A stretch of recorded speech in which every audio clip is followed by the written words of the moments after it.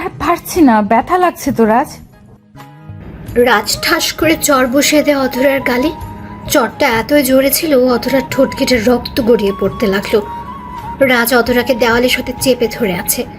অধরা ছটফট করছে নিজেকে ছাড়ানোর জন্য আর বলছে, প্লিজ ছেড়ে দাও বলছি। কি করছো এসব? তোমার পায়ে পড়ছে, আমার সর্বনাশ করো না, প্লিজ ছাড়ো। কি চাও তুমি আমার কাছে? আমার সতীত্ব হরণ করো না।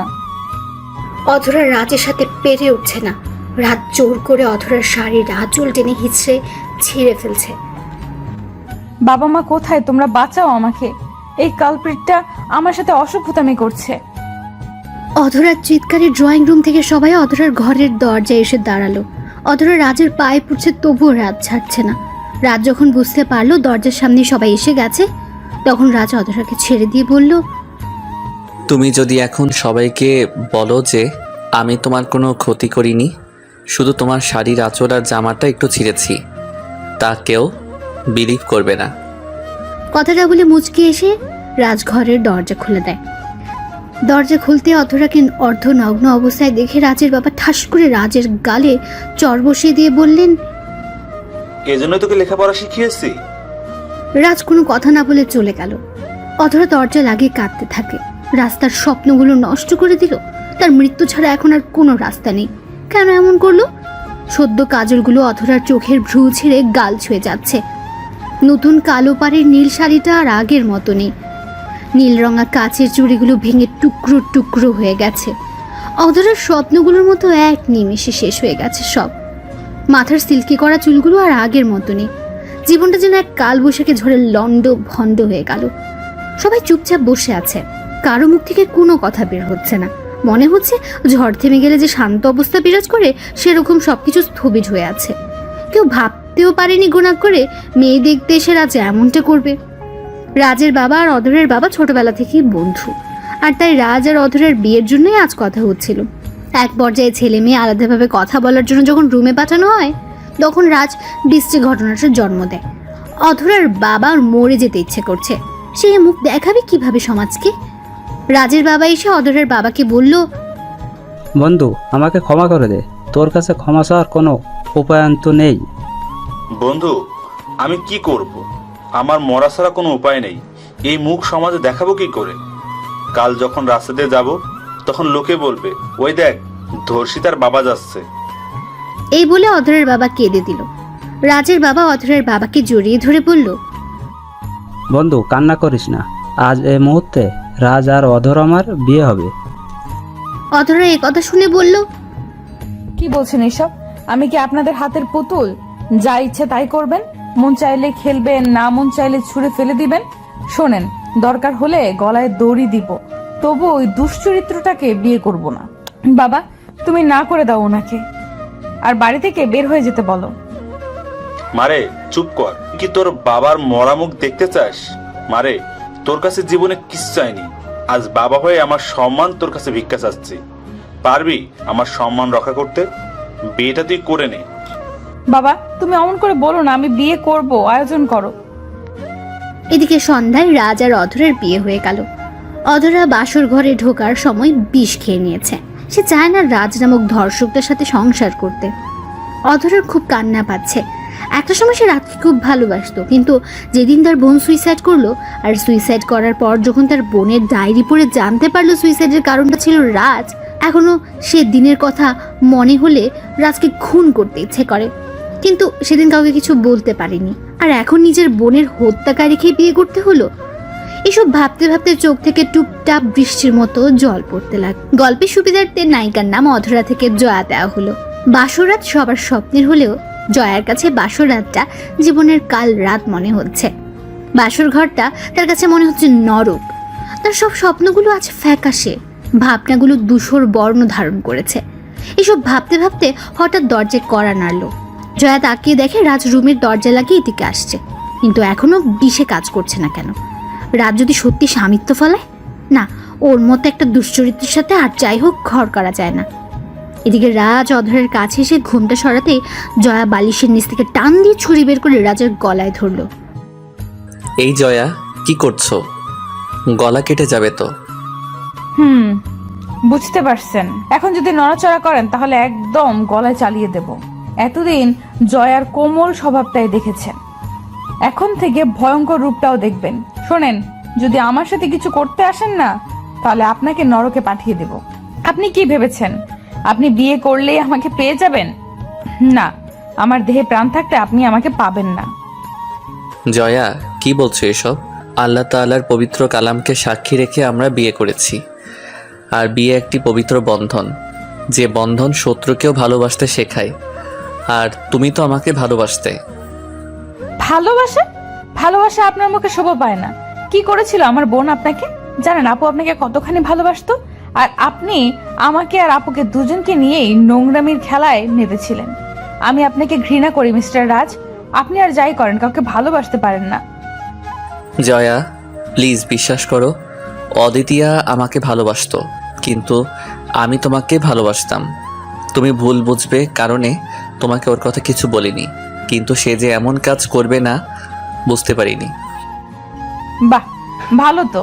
তাই বলে আমার আপুকে সুইসাইড করতে বাধ্য করলেন? প্লিজ, আজ আমাদের বাসর রাত, আজকে আপাতত আমার কথা বিশ্বাস করো তুমি। আচ্ছা চলো, আজ দুজনের জীবনে একটা মর্যাদাপূর্ণ রাত, এজন্য 2 রাকাত নফল নামাজ পড়ে নেই। আপনাকে আমি এই জীবনের স্বামী হিসেবে মানতে পারবো না। আর আপনার মন চায় আপনি নামাজ পড়ে নেন। আর শোনেন, আপনি যদি স্বামীর অধিকার নিতে আসেন তাহলে নিজেকে শেষ করে দেব। জয়া মনে মনে ভাবছে বিষ এখনো কাজ করছে না কেন। তিনি কি বিষ দিল তাহলে? কাল বাসায় গিয়ে তারপর দেখবেন নকল বিষ দেওয়ার পরিণাম। রাজ জয়াকে আর কিছু বলল না। জয়ার পাশ থেকে বালিশ নেওয়ার সময় বলল, জানো জয়া, আমি তোমাকেই ভালোবাসি। আমি জানি আমি তোমার কাছে ঘৃণার পাত্র ছাড়া আর কেউ নই।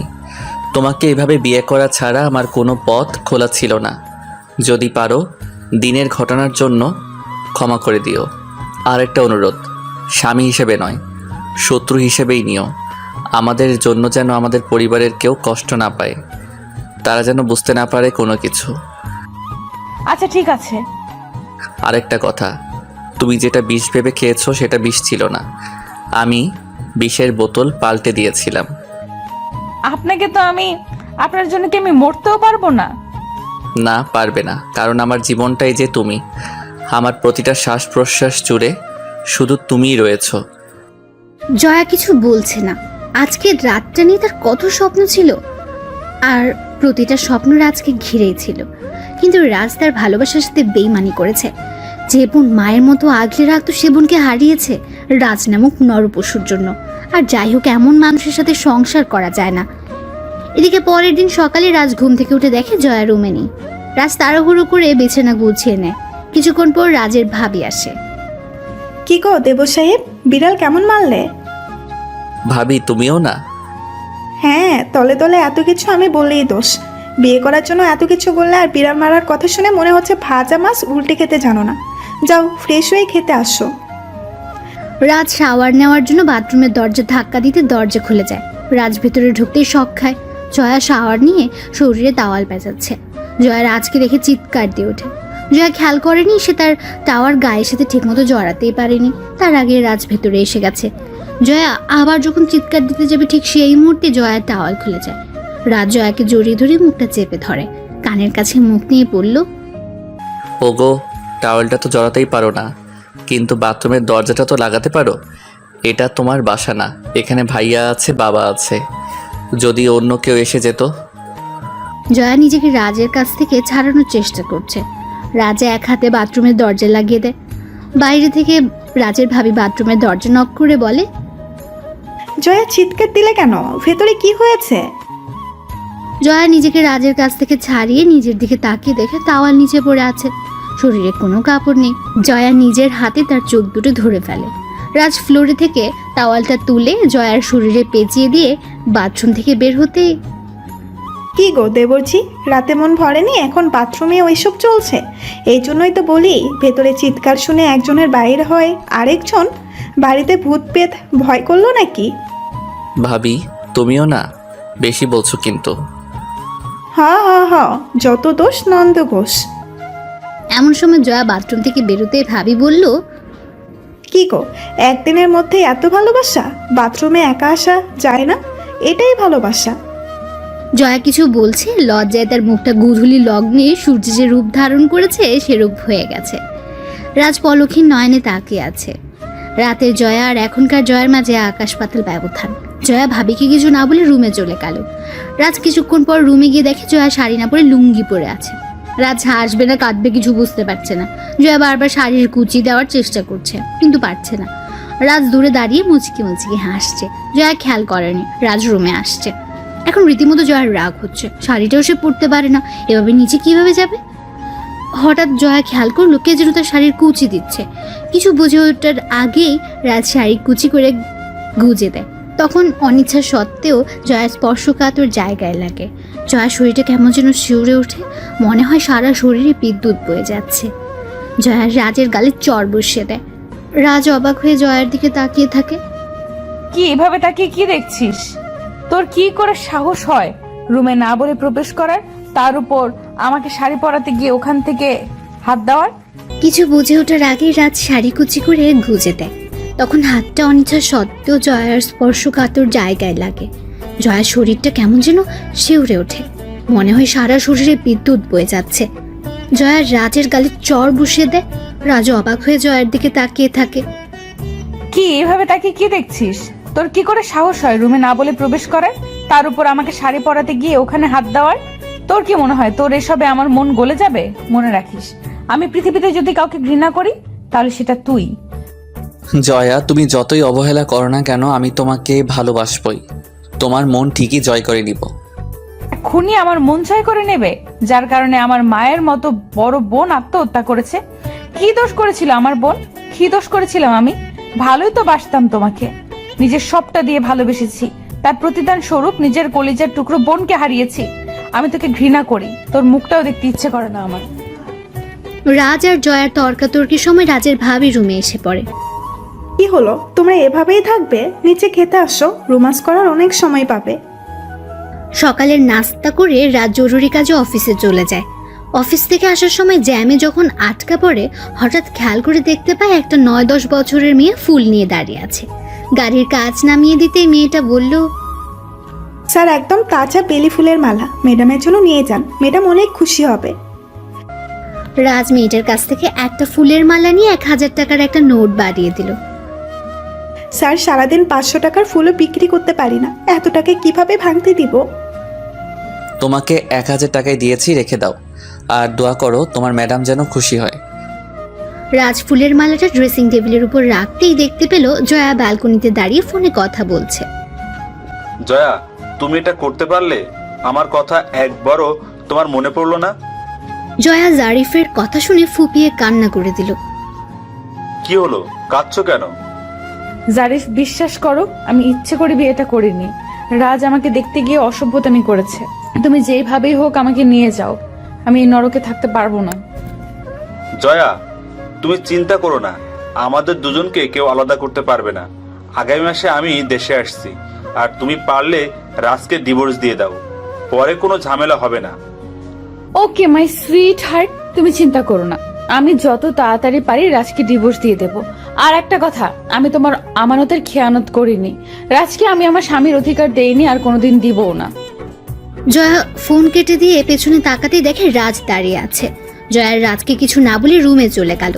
জয়া ড্রেসিং টেবিলের সামনে বসে যখন চুল আঁচড়াচ্ছে, এমন সময় রাজ বলল, জয়া, তোমার খোপাতে বেলি ফুলের মালাটা খুব সুন্দর লাগবে, একটু পরবে মালাটা? জয়া মালাটা হাতে নিয়ে বলল, তাই বুঝি, খুব সুন্দর লাগবে তাই না? আচ্ছা, তুই কি করে ভাবলি তোর দেওয়া ফুল আমি খোপায় জড়াবো? কথাটা বলে মালাটা পা দিয়ে পিষে ফেলল। রাজ কিছু না বলে রুম থেকে বেরিয়ে গেল। রাত্রেবেলা রাজ ফ্লোরে শুয়ে আছে। জয়া রাজকে শুনিয়ে শুনিয়ে জারিফের সাথে কথা বলছে। কথা বলার এক পর্যায়ে জারিফ বলল, বেবি, একটা পাপ্পি দাও না। ইস, আমার শরম করে, তুমি পাপ্পি দাও। জয়ার প্রতিটা কথা যেন রাজের বুকে তীরের মতো এসে বিঁধছে। জ্যৈষ্ঠের আকাশটা যেন আষাঢ়ে দখল করে নিয়েছে। এই বুঝি মুষলধারে বৃষ্টি নামবে। জয়ার কথাগুলো রাজ সহ্য করতে পারছে না, তাই জয়াকে বলল, আমার বাড়িতে অন্য পুরুষের সাথে কথা বলা চলবে না। আর মনে রেখো, তুমি আমার স্ত্রী। তুমি মানো বা না মানো সেটা তোমার বিষয়। কিসের স্ত্রী? জোর করে বিয়ে করলে স্ত্রী হয়ে যায়? 3 বার কবুল বললেই কি শরীর ভোগ করার লাইসেন্স পাওয়া যায়? শোন, আমি ডিভোর্স চাই। তুই যদি সত্যি আমাকে ভালোবাসিস, সে ভালোবাসার কসম তুই আমাকে ডিভোর্স দিবি। জয়া, এসব কি বলছো তুমি? ডিভোর্স? হ্যাঁ, ডিভোর্স। সামনের মাসে জারিফ আসবে। জারিফ এসে আমাকে বিয়ে করবে। রাজ কি বলবে তার ভাষাই খুঁজে পাচ্ছে না।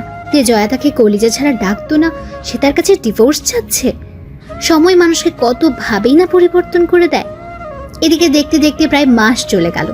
এখন রাজ আর জয়া নতুন অফিসের জন্য ঢাকায় থাকে। দুজনে একসাথে থাকলেও এতদিনে রাজ জয়াকে একটা দিনের জন্য কাছে পায়নি।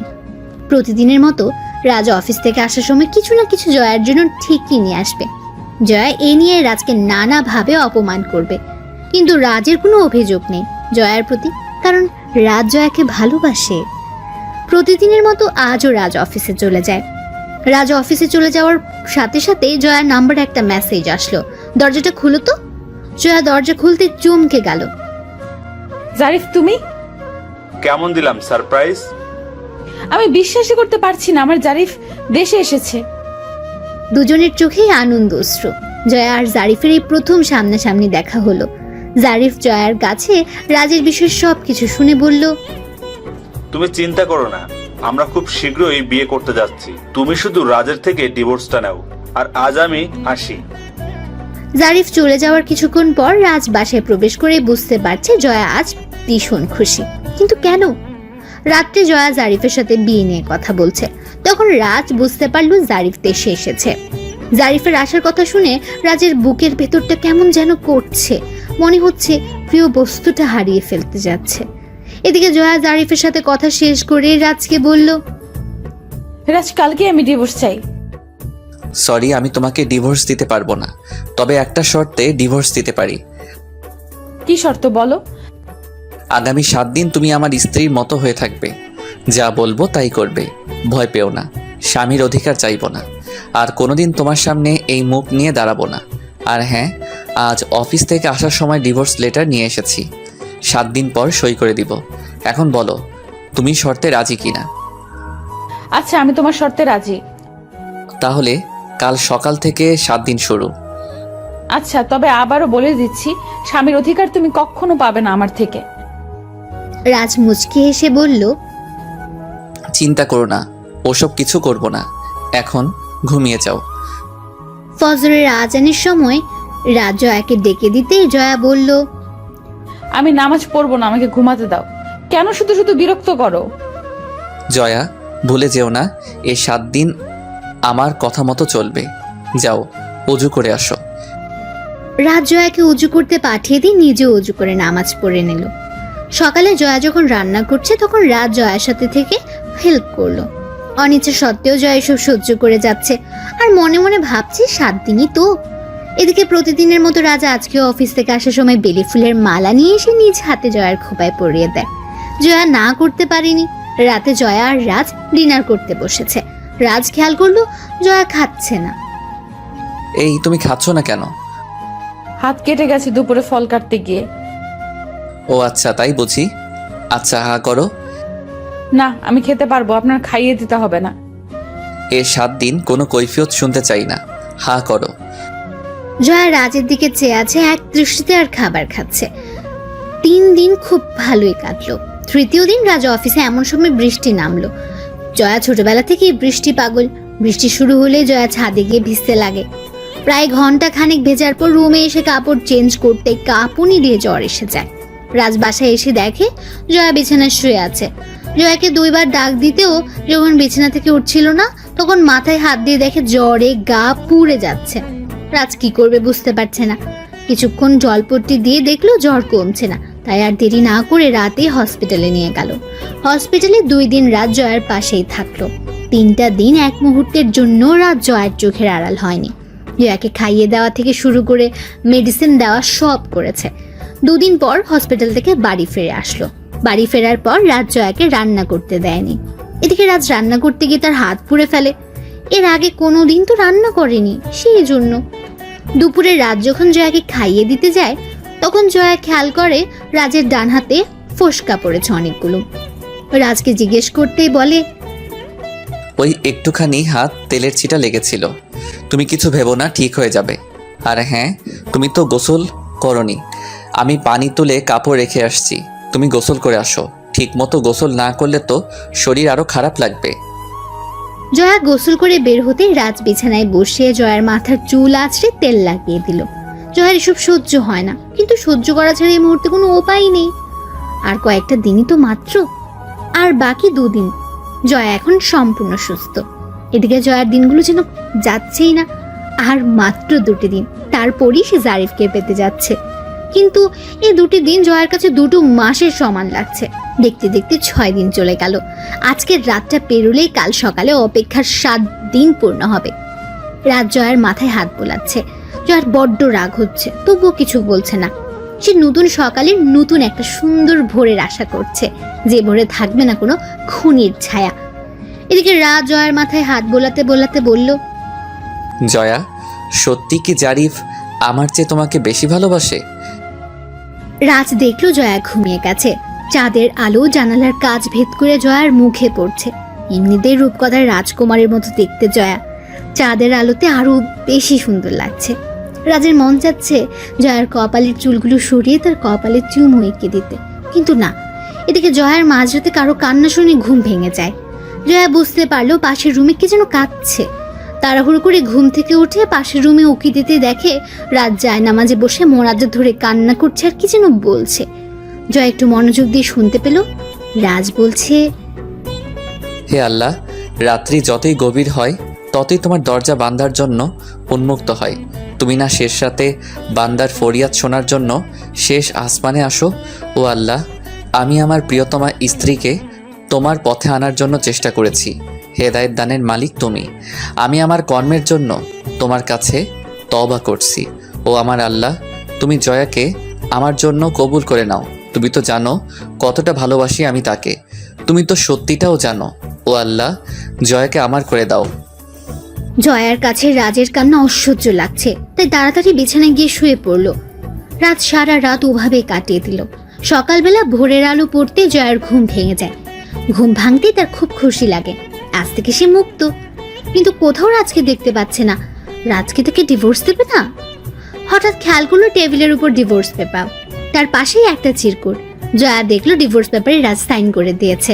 সাইনটা দেখে ঈদের চাঁদ দেখার মতো আনন্দ হচ্ছে তার। ডিভোর্স লেটারের পাশে থাকা চিরকুট খুলে পড়তে শুরু করলো। তোমাকে কি বলে সম্বোধন করব সে ভাষা আমার জানা নেই। আজ থেকে তোমার প্রতি আমার কোনো অধিকার রইল না। আজ থেকে তুমি মুক্ত। তুমি তো এটাই চেয়েছিলে।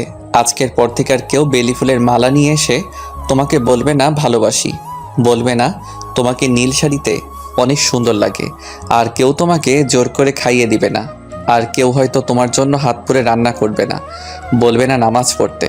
জানো, খুব করে চেয়েছিলাম জান্নাতে তোমাকে নিয়ে একসাথে থাকতে। জানি তোমার রাত্রে উঠতে কষ্ট হতো, তারপরও 7টা দিন 5 ওয়াক্ত নামাজ পড়ানোর চেষ্টা করেছি।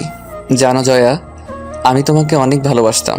তুমি যতক্ষণ আমার পাশে থাকতে মনে হতো পুরো পৃথিবীটাই আমার পাশে। কিন্তু আমি এই জিনিসটা বুঝতাম না, জোর করে ভালোবাসা হয় না। তুমি তো আমাকে ভালোবাসতে, একটা সময় কলিজা ছাড়া ডাকতেই না। কিন্তু আজ বুঝতে পারলাম তুমি আমাকে ঘৃণা করো, প্রচণ্ড ঘৃণা করো। আমাকে ক্ষমা করে দিও জোর করে তোমাকে বিয়ে করার জন্য। আর হ্যাঁ, আজকের পর থেকে বিরক্তিটা আর কোনোদিন তোমার সামনে আসবে না। ভালো থেকো।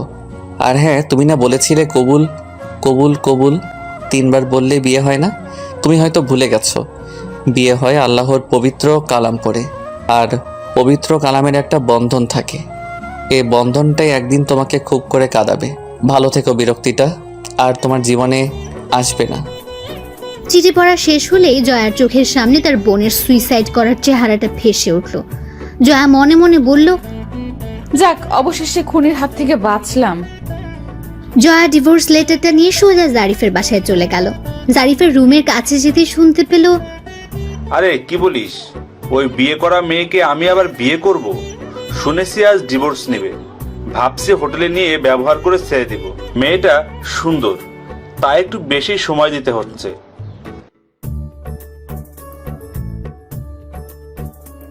আরে তোরাও আসিস, আগে আমি যাব, তারপর তোরা, আর হোটেল বুক করার টাকা কিন্তু তুই দিবি।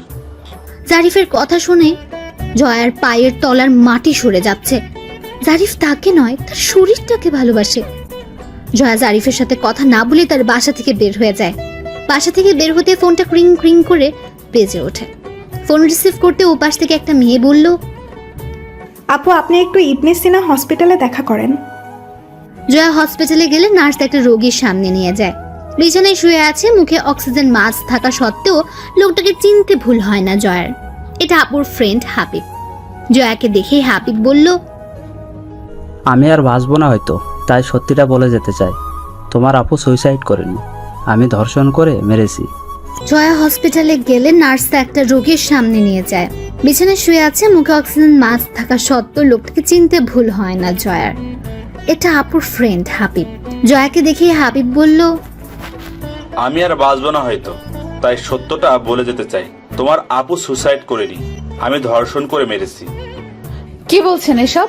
আপু যে সুইসাইড নোট লিখেছিল, রাজ যদি তাকে ভালো না বাসে তাহলে সে সুইসাইড করবে, আর আপু তাই করেছিল। হ্যাঁ, সুসাইড নোট লিখেছিল, কিন্তু সেটা মিথ্যা ছিল। আমি জানতাম অদিতিয়া রাজকে নিজের থেকে বেশি ভালোবাসতো, তাই আমি ওর সাথে প্ল্যান করে বলি রাজকে সুসাইডের হুমকি দিয়ে চিরকুট লিখে সুসাইড করার অভিনয় করবি, তখন দেখবি রাজ সত্যি তোকে ভালোবাসবে। অদিতিয়া সরল মনে রাজি হয়ে যায় আর সুসাইড নোট লিখে ফেলে, আর তখনই অদিতিয়াকে ধর্ষণ করে মেরে ফেলি, যেন রাজ ফেসে যায়। কিন্তু তুমি সুসাইড নোট পুলিশের কাছে দাওনি। সেদিন আমার বিচার না হলেও প্রকৃতি আমাকে ছাড়েনি। হসপিটালে এসে মৃত্যুর প্রহর গুনছি, শরীরে মরণব্যাধি ক্যান্সার বাসা বেঁধেছে। হাবিবার কথা শেষ করতে পারল না। কথা বলতে বলতে সে মারা গেল। এদিকে জয়ার সামনে সত্যিটা দিনের আলোর মতো পরিষ্কার। রাজ ফুলের মতো নিষ্পাপ। এতটা ভালোবাসার পরও রাজকে জয়া চিনতে পারল না। নিজের প্রতি নিজেরই ঘৃণা লাগছে।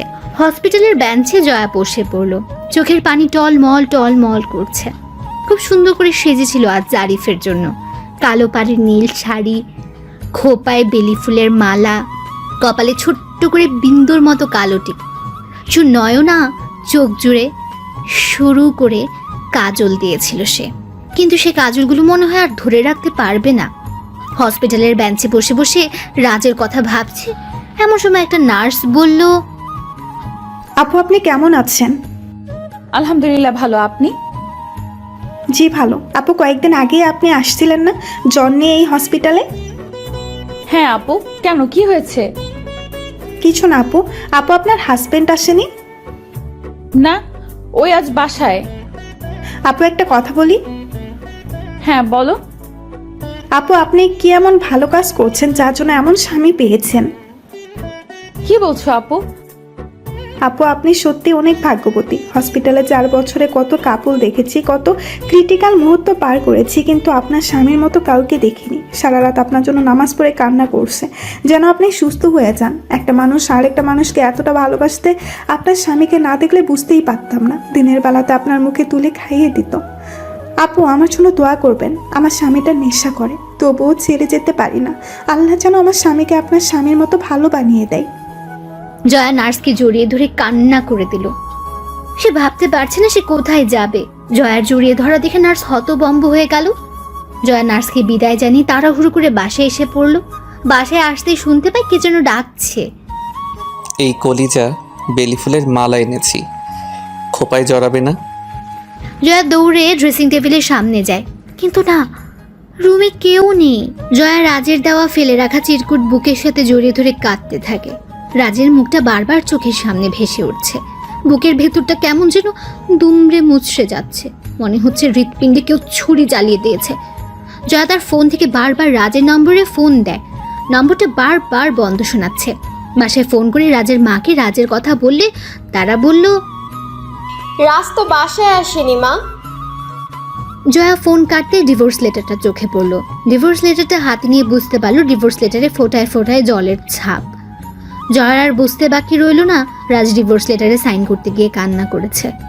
জয়া আর এক মুহূর্ত দেরি না করে ডিভোর্স লেটারটা ছিঁড়ে টুকরো টুকরো করে ফেললো এবং বিকেলের টিকিট করে বাসে করে রাজের বাসায় এসে পড়লো। বাসায় এসে রাজের মাকে বলল, মা, রাজ এখনো বাসায় ফিরেনি? না তো মা। আরেকটা কথা, তোমাকে যে কিভাবে বলি। মা কি বলবেন বলেন, আমি কিছু মনে করব না। মা, রাজ আমার সাথে সব শেয়ার করেছে এবং তোমাকে ডিভোর্স দেওয়ার আগের দিন ফোন করে অনেক কান্না করেছিল। আমি প্রথমে না করেছিলাম, কিন্তু যখন শুনলাম ডিভোর্স তোমার ইচ্ছেতেই হচ্ছে, তখন আর আটকায়নি। তোমাকে নিজের মেয়ের মতো ভেবেছিলাম। মানছি বিয়ের আগে রাজ একটা সিনক্রেট করেছিল, সেজন্য আমিও ক্ষমা চাচ্ছি। আমাদের ক্ষমা করে দিও মা, আমার ছেলেটা তোমার জীবনটা নষ্ট করে দিয়েছে। দোয়া করি তুমি সুখী হও। তোমাকে চাইলেও আর এ বাড়িতে রাখতে পারবো না। আরেকটা কথা, আমার ছেলেটা তোমাকে বড্ড বেশি ভালোবাসতো। আচ্ছা এসব বাদ দাও মা, তুমি ভালো থেকো।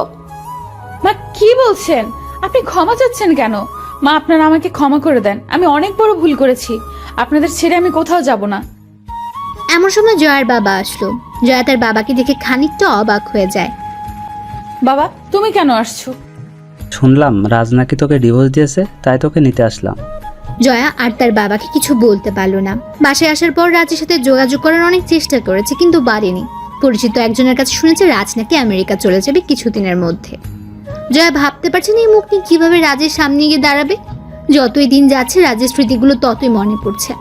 রাজের খাইয়ে দেওয়া, অফিস শেষ করে বেলি ফুলের মালা নিয়ে আসা, সবকিছু। একদিন হঠাৎ শুনতে পেল রাজের বিয়ে, তাও আবার জয়ার বান্ধবী জেনিফার সাথে। জয়া বিশ্বাস করতে পারছে না, রাজের বিয়ে। কলেজটা ফেটে যাচ্ছে তার।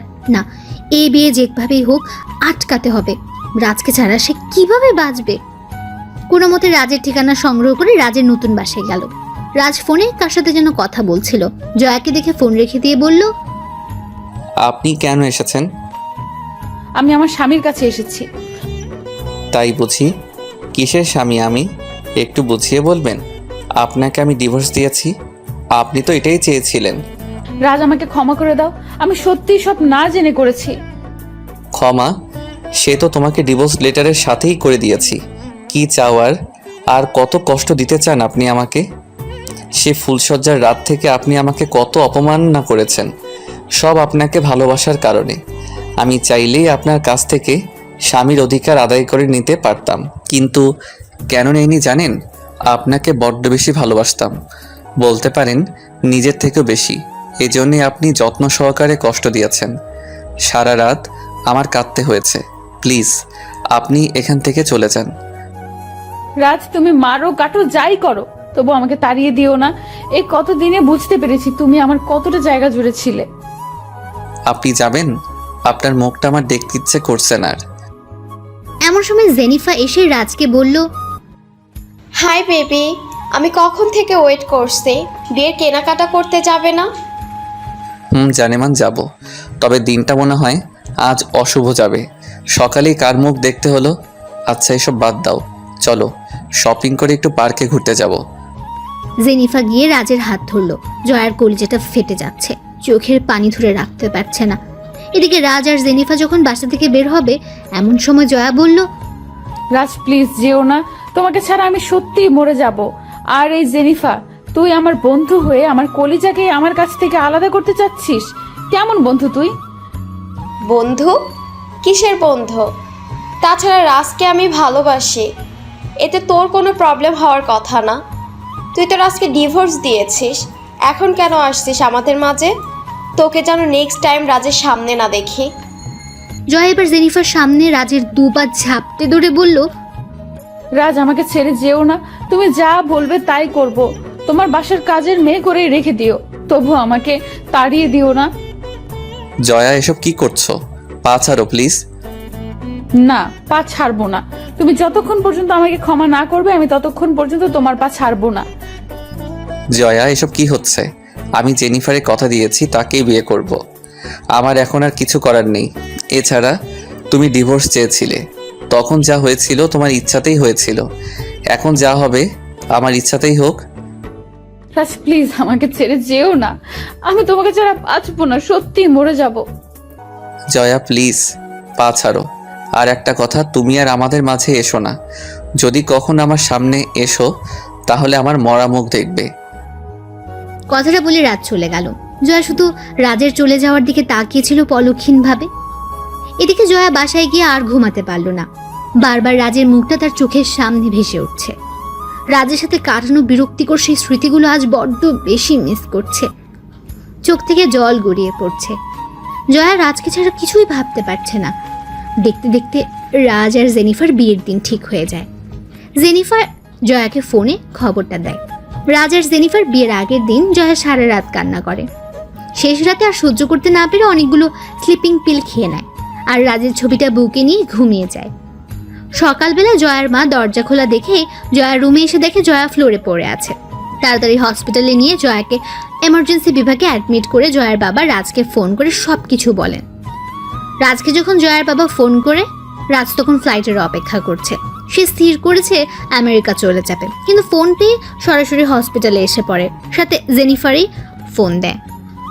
রাজ হসপিটালে আসতেই জয়ার বাবা রাজকে জড়িয়ে ধরে কান্না করে দিয়ে বলেন, বাবা রাজ, আমি জানি আমার মেয়েটা ভুল করেছে, তুমি ওকে ক্ষমা করে দাও। আমার একটা মাত্রই মেয়ে, ওকে ছাড়া আমরা বাঁচবো কীভাবে? বাবা চিন্তা করবেন না আপনি, আমি দেখছি কি করা যায়। এমন সময় নার্স এসে বলল, পেশেন্টকে জ্ঞান ফিরেছে, বেডে দেওয়া হয়েছে, আপনারা দেখা করতে পারেন।